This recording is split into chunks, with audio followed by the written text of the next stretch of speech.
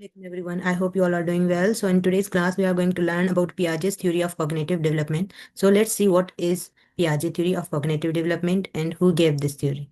So first of all, Piaget theory of cognitive development. This theory was given by Jean Piaget, who was a Swiss psychologist. He explained that how children think and learn at different ages. Okay, so he believed that children actively construct their knowledge through experiences and interaction with the environment. It means children, whenever they interact with the environment, they construct some of their knowledge. Okay, for example, if there is some of warm water in the bowl, so the children don't know that and whether this is warm and this will affect their body or not. So when they touch it, then they experience that this thing is harmful for them, and then the next time they do not make the same mistake. So they learn from the experience. Okay, so students learn from their experience in the interaction with the environment. Piaget proposed four stages of cognitive development. So let's see which of the four stages did he proposed. So first of all, we have sensory motor stage. So this stage starts from 0 to 2 years. It means from birth to 2 years. The main feature or main characteristics of this stage are that children learn through senses and physical actions. There is no symbolic thinking. Symbolic thinking means that children they experience thoughts, they experience ideas and understanding, but there are no any internal words or mental representation to explain that things. And they at this stage they learn about object permanence. What is object permanence? It means understanding that object exists even when not seen. For example, the parents play the game with the children, that is hide and seek. So or any when they hide any kind of object or any person, so children understand that if that is not on that scene, but that thing exists. So at this stage, at sensory motor stage, and children learn about object permanence. Okay, so this was the sensory motor stage, and this is from 0 to 2 years. Okay, and they learn through senses and physical actions. Now we will see that how at this stage, at sensory motor stage, how this can be implemented in the classroom or at home. So in the classroom, a teacher can provide toys and objects to touch, hold, and explore. So sensory activities like water play, texture, light, and sound. So in this way, they will learn through their senses and through their physical activities that how the things are. Okay, so pick a bow to develop object permanence, and then use real life objects instead of pictures. So when they will touch that object, when they do experience like experiential, then they will understand. So this stage, because the name itself shows sensory stage, sensory motor stage. So they learn through senses and the physical actions. Next stage is pre-operational stage. Now at this stage starts from age 2 to 7 years. Okay. So the main features here are rapid language development. Here is the child learns the language. Then thinking is egocentric. It means egocentric means they are unable to see others' viewpoint. Means they only rely on their point of view. For example, if we do not allow children to play with the toys, or if we do not give them the child, but they will demand that they need toys. They only focus on their own needs, their own feelings, and their own importance over the others.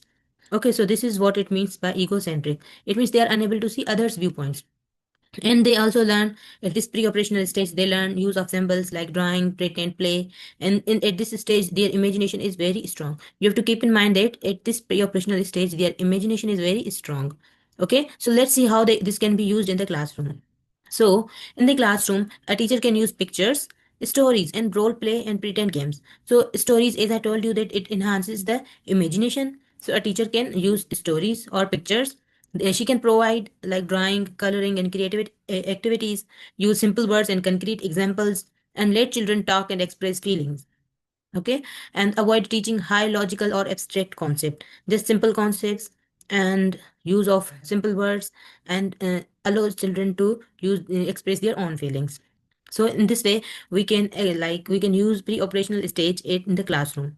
Next stage, we have concrete operational stage. Now this stage starts from 7 years to 11 years. Okay, for 7 years to 11 years. Now the main features or the main characteristics of this stage are the children learn logical thinking. They learn logical thinking, and they understand the concept of conservation, classification, and seriation. Now you will ask me what is conservation, classification, or seriation. So conservation, it is like understanding that quantity or amount of the substance remains same even if the appearance or shape change. For example, look at this picture. Now children at this stage understand that the quantity of water will remain same no matter we change the apparatus or we change the material. Okay, so they will understand this concept that quantity or quantity does not change, with the change of apparatus. Okay, and then learn about classification. Now classification is the grouping of things in like categories, different kind of subcategories and categories. For example, they can learn how to like divide their or how to sort their toys by animal wise or by vehicles, by their color, by their size, or by their shape. Okay, and the third concept is seriation. So seriation at this stage, it is the like ability to arrange items in logical order by quantity wise, we can say.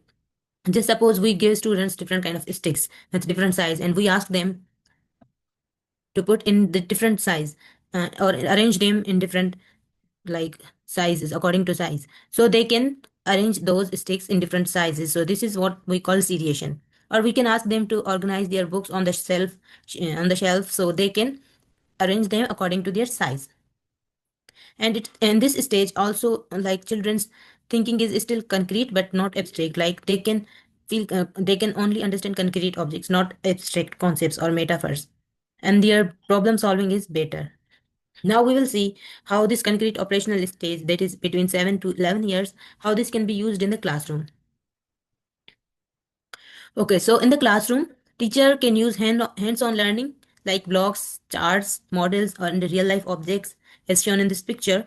Give simple problem solving and reasoning tasks. Teach classification like sorting objects according to the color, according to the size and shape. And the teacher can use experiments and group work. Teachers can introduce math concepts like volume, weight, number, and conservation. So this is how a concrete operational stage is used in the classroom.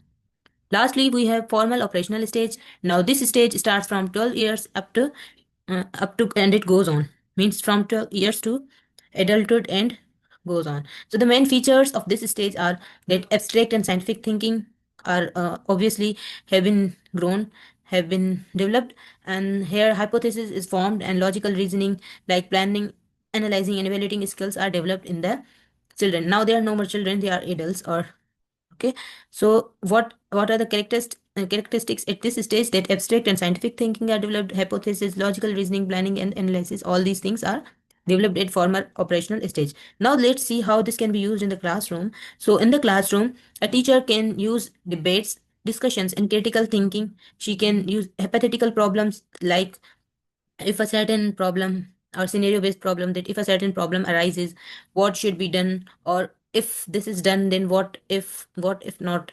So these kind of questions. Teach advanced mathematics and science concepts. Promote project based and research work. Allow students to design experiments like inquiry based learning or project based learning. So in this way, the adults or the children, we can say, they can like develop their abstract and scientific thinking. So this is the table that shows all the stages, that is sensory motor, pre-operational, concrete operational, and formal operational.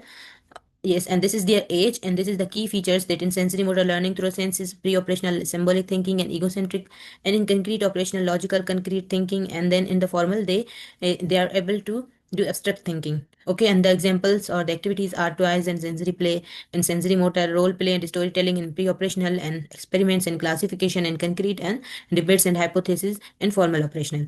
Now, let's see why Piaget theory matters for teachers, how it can help teachers. So, Piaget helps teachers understand that children think differently at every stage. So, for example, if you are a teacher, so you will know that all children think differently at their different ages.